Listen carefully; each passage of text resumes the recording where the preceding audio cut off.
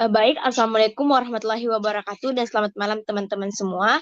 Jadi pada kesempatan kali ini kami dari kelompok 4 dari Fakultas Farmasi kita akan mempresentasikan sebuah materi terkait SDGs 15 yang akan dijelaskan oleh teman saya materi tersebut. Dengan ini saya persilahkan.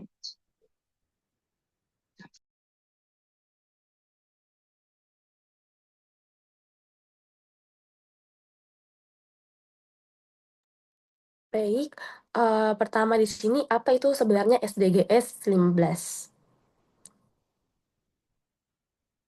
Jadi SDGs atau Sustainable Development Goals atau tujuan pembangunan berkelanjutan itu adalah serangkaian tujuan global yang disusun oleh Perserikatan Bangsa-Bangsa atau PBB sebagai kelanjutan dari Program Millennium Development Goals atau MDGs, di mana SDGs ini terdiri dari 17 tujuan dan 169 target yang dirancang untuk dicapai hingga tahun 2030, dengan fokus utama pada pengentasan kemiskinan, perlindungan lingkungan, dan pembangunan yang inklusif, serta berkelanjutan bagi semua orang. Lanjut. Nah, apa sih sebenarnya tujuan dari SDGs tersebut? Dari tujuan SDGs itu untuk menciptakan pembangunan global yang berkelanjutan, adil, dan inklusif bagi seluruh umat manusia tanpa mengorbankan keberlangsungan lingkungan hidup. Nah, SDGs terdiri dari 17 tujuan utama yang mencangkup berbagai aspek penting kehidupan seperti pengentasan kemiskinan, peningkatan kualitas pendidikan, kesetaraan gender, akses terhadap air bersih dan sanitasi, energi bersih, pekerjaan layak, inovasi industri, pengurangan ketimpangan, serta aksi terhadap perubahan iklim. Oke, baik teman-teman, itu tadi penjelasan tentang apa sih itu SDGs dan tujuan SDGs. Nah, kita beralih ke kasus-kasus apa yang terjadi pada tantangan apa penerapan SDGs itu. Akan dijelaskan oleh teman saya Naila Ufaira.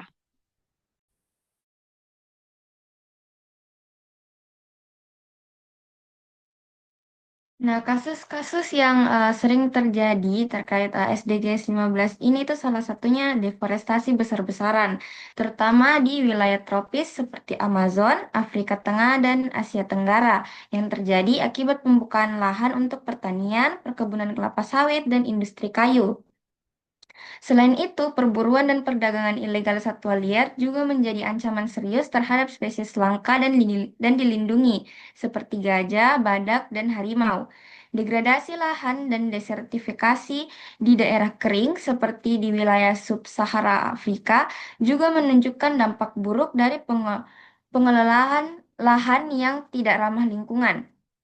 Perubahan iklim turut memperparah kondisi tersebut dengan meningkatkan risiko kebakaran hutan dan mengganggu keseimbangan ekosistem. Di sisi lain, aktivitas pertambangan dan pembangunan infrastruktur juga yang tidak terkendali seringkali mengakibatkan kerusakan habitat alami dan pencemaran lingkungan. Semua isu ini menunjukkan bahwa masih banyak tantangan besar yang harus diatasi agar dunia dapat benar-benar mencapai tujuan SDGs 15.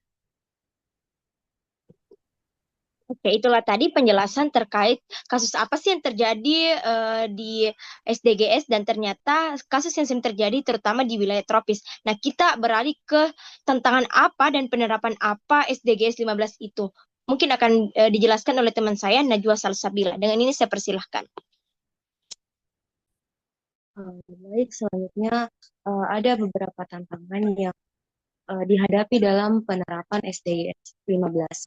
Jadi beberapa contohnya itu yang pertama lemahnya penegakan hukum lingkungan, yang kedua itu kurangnya kesadaran dan edukasi masyarakat, terus yang ketiga itu keterbatasan pendanaan dan juga teknologi, terus yang keempat itu uh, ketidakseimbangan antara pembangunan dan juga konservasi. Terus yang kelima itu minimnya data dan sistem pemantauan. Dan yang terakhir, ketergantungan ekonomi pada eksploitasi sumber daya alam.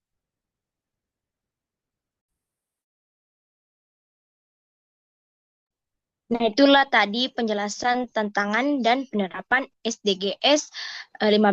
Nah, setelah kita ketahui tantangan dan penerapannya, mungkin ada yang terjadi dampak apabila tidak diterapkan SDGs 15. Apa sih itu dampak yang terjadi? Mungkin akan dijelaskan oleh teman saya, Rizky Awalia. Baik, dampak yang terjadi apabila tidak diterapkan. Yang pertama yakni deforestasi dan yang terkendali. Yang kedua, kehilangan keanekaragaman hayati. Yang ketiga, penggunaan lahan yang tidak berkelanjutan. Yang keempat, kebakaran hutan dan bencana ekologi. Yang kelima, pengguruan atau desertification. Yang keenam, gangguan sumber air bersih. Yang ketujuh, iklim yang memburuk. Yang kedelapan, penurunan kualitas hidup masyarakat. Kesembilan, menurunnya ketahanan pangan. Dan yang kesepuluh, menurunnya potensi ekowisata dan pendapatan negara.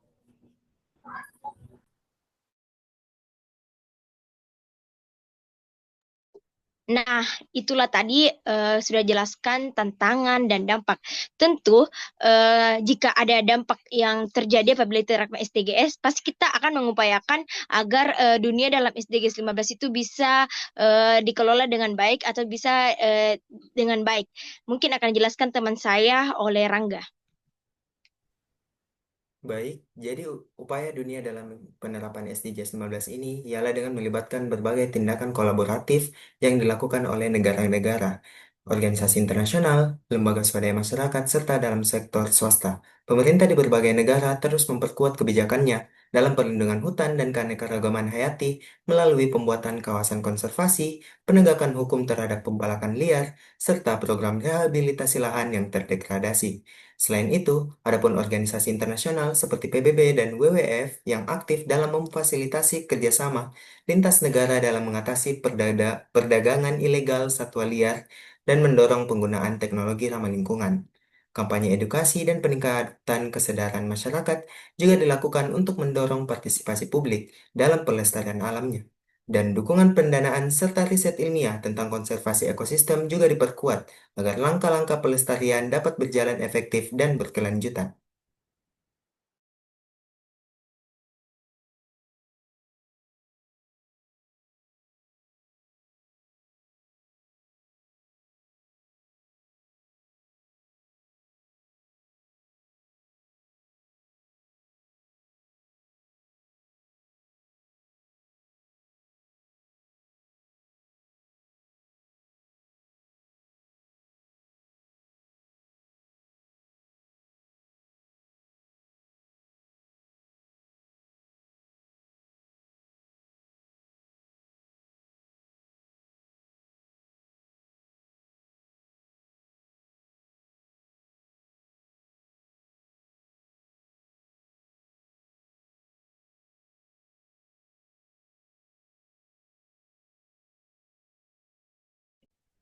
Nah, itulah tadi upaya yang ada di Indonesia dalam SDGs 15.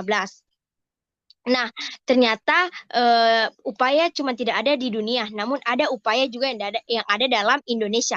Jadi upaya yang ada di Indonesia akan dijelaskan oleh teman saya, Marsha Salsabila.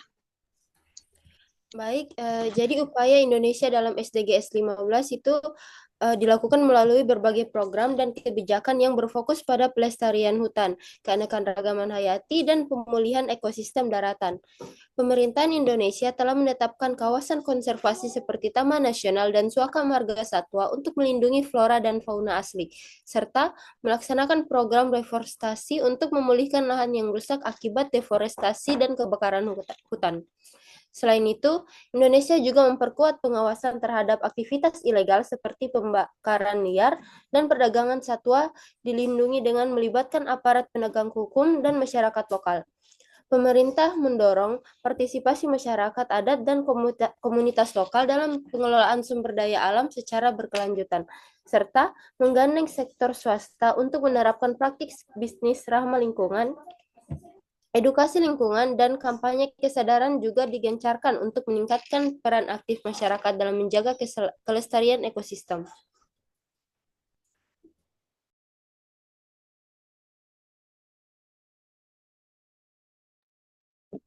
Nah, itu tadi sudah ada dijelaskan peran dunia dan peran dalam Indonesia oleh teman saya. Tentu em, upaya, sorry guys, jadi ternyata tadi itu sudah dijelaskan dari upaya dalam dunia dan upaya dalam Indonesia. Nah, dari upaya-upaya itu ada peran-peran yang akan dijelaskan oleh teman saya, itu terutama peran IKEA.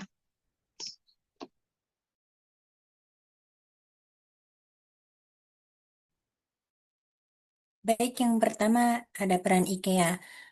IKEA adalah sebuah perusahaan multinasional asal Swedia yang terkenal sebagai produsen dan penjualan perabot rumah tangga dan barang-barang dekorasi rumah dengan desain modern dan harga terjangkau.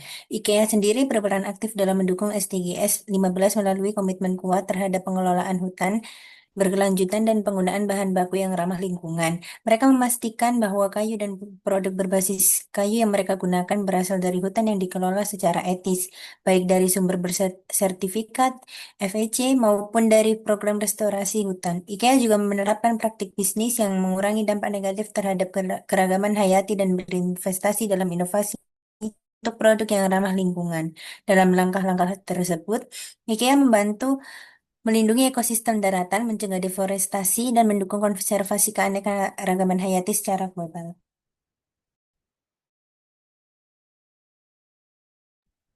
Baik, itu tadi penjelasan terkait peran IKEA. Nah, terutama di dalam Sulawesi Selatan, terutama di Makassar, tentunya ada juga peran Makassar dalam SDGs 15. Dan juga sebagai mahasiswa UNHAS, ada juga peran UNHAS dalam SDGs 15. Akan dijelaskan oleh teman saya, Rangga Hardiansyah. Baik, tentu saja Kota Makassar juga memiliki peran dalam SDGs 15, seperti dalam tingkat komunitas, berbagai organisasi lokal dan juga lembaga swadaya masyarakat, itu aktif menjalankan program penghijauan, edukasi lingkungan, serta restorasi lahan kritis. Kegiatan yang dilakukan seperti melakukan penanaman pohon, pembersihan sampah plastik, dan juga kampanye pengurangan penggunaan bahan sekali pakai yang semakin digencarkan. Komunitas-komunitas ini juga berperan dalam mengedukasi masyarakat tentang pentingnya menjaga keanekaragaman hayati serta mengurangi dampak negatif terhadap lingkungan. Pemkot Makassar juga berkomitmen dalam mendukung SDGs 15 melalui perencanaan pembangunan yang ramah lingkungan. Meskipun banyak tantangan yang ada seperti konservasi lahan dan juga polusi, upaya-upaya ini menunjukkan langkah positif menuju pencapaian tujuan pembangunan berkelanjutan di tingkat lokal. Nah, adapun juga Universitas Hasanuddin sebagai alma mater kita itu sebagai salah satu contoh konkret yang dimana Unhas membuat suatu wadah yaitu SDGs Center Unhas yang mengembangkan program konservasi lingkungan dan penelitian berkelanjutan. Seperti yang kita lihat bahwa kampus kita itu sudah banyak sekali penuh dengan pepohonan dalam artian Unhas juga mendukung SDGs 15 untuk melestarikan lingkungannya, juga mengintegrasikan nilai-nilai SDGs dalam kurikulum dan kebijakan kampusnya, serta mendukung program pengelolaan SDA secara berkelanjutan. Selain itu, Unhas juga turut berkontribusi dalam penyusunan kebijakan pengelolaan SDA yang berkelanjutan berdasarkan hasil penelitian, serta meningkatkan kesadaran masyarakat tentang pentingnya pelestarian ekosistem daratan.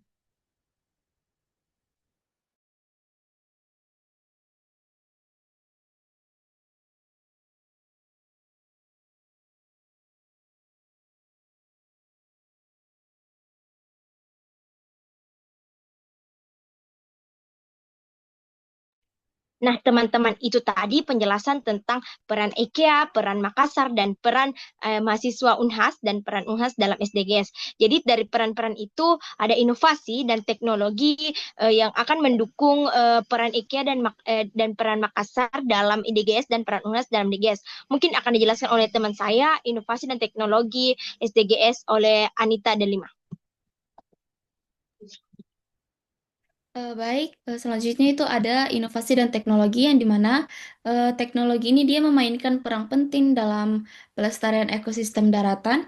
Misalnya penggunaan sistem pemantauan berbasis satelit untuk mendeteksi deforestasi ilegal atau aplikasi drone untuk pemetaan hutan secara real time.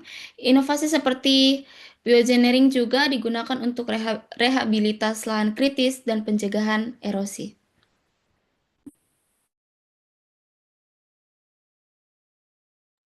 Nah, itulah tadi penjelasan terkait inovasi dan teknologi. Nah, kita beralih ke peran masyarakat pada SDGs 15. Apa saja itu peran masyarakat dalam SDGs 15 akan dijelaskan oleh teman saya, Molidina Prilly Darwis.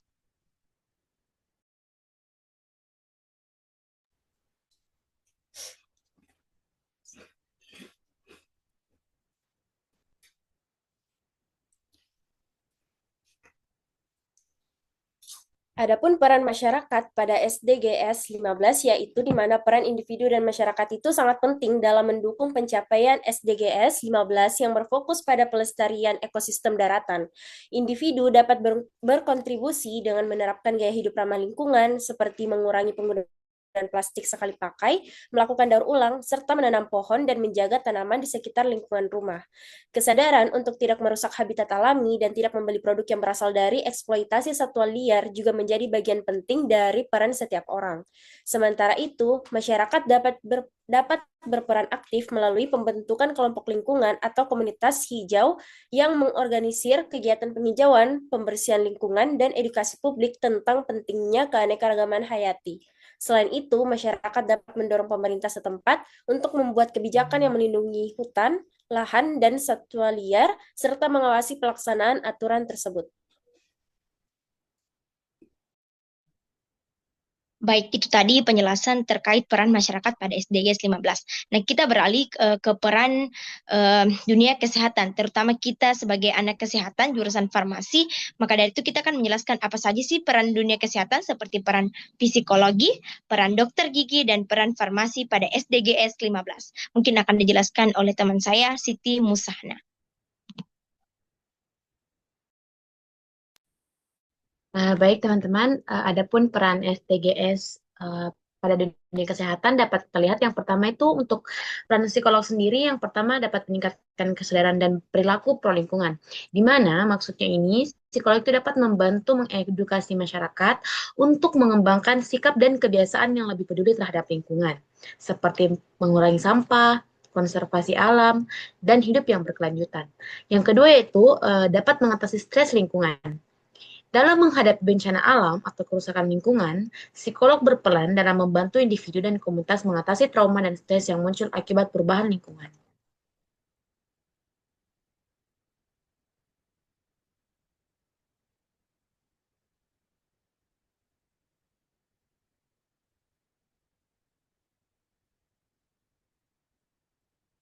Nah, selanjutnya pada peran farmasis atau apoteker sebagai kita sendiri.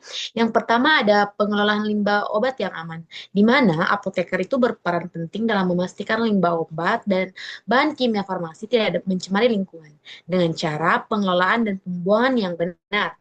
Selain itu, mendorong penggunaan obat dan produk kesehatan yang ramah lingkungan, memilih produk farmasi yang lebih aman bagi lingkungan, dan mendukung produksi berkelanjutan. Dan yang terakhir yaitu sebagai edukasi masyarakat, di mana seorang apoteker itu dapat memberikan informasi tentang penggunaan obat yang bijak agar tidak menimbulkan residu berbahaya lingkungan.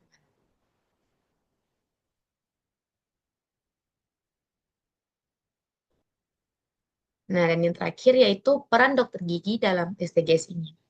Yang pertama, dia itu berfungsi sebagai promosi kesehatan dan lingkungan yang bersih, di mana dokter gigi itu dapat mendukung penggunaan bahan dan praktik ramah lingkungan di klinik, seperti pengelolaan limbah medis yang benar agar tidak mencemari tanah dan air.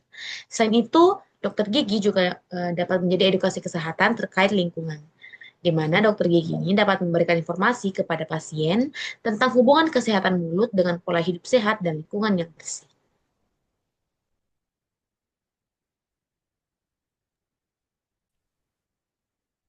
Nah, itulah tadi penjelasan terkait peran-peran dari dunia kesehatan, khususnya peran psikolog, peran dokter gigi, dan peran farmasi. Nah, teman-teman, itulah tadi penjelasan terkait apa sih itu DGS dan tujuannya. Kita juga sudah mengetahui kasus-kasus yang terjadi dalam DGS, SDGs 15, dan juga kita sudah mengetahui tantangan dan penerapan SDGs 15, dan tentunya dampak apabila tidak diterapkan SDGs 15, kita juga sudah ketahui, dan dari dampak itu ada upaya, kemudian peran-peran IKEA, peran Makassar, peran Unhas, serta inovasi dan teknologi. Kita juga mengetahui peran masyarakat pada SDGs dan peran dunia kesehatan, khususnya peran psikolog dan peran dokter dan sebagainya.